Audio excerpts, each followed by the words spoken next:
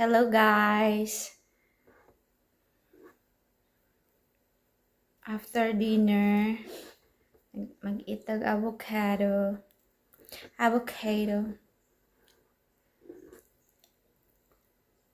Ice cream.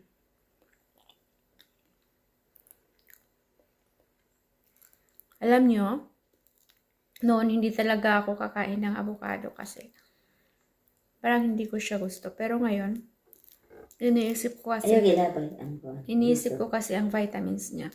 Marami siyang marami tayong makukuhang vitamins sa avocado.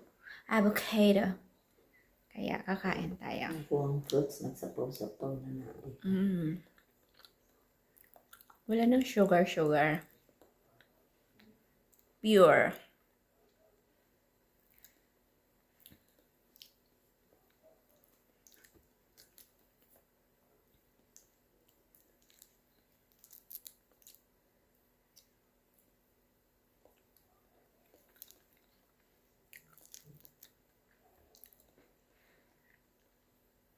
Yummy.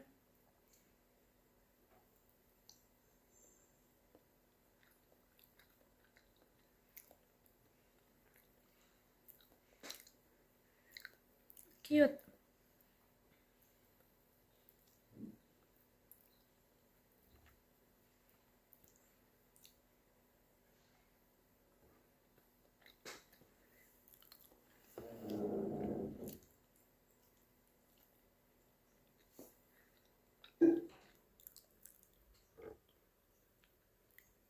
Nahubas na. Tanawa, basig manahubsa na po na.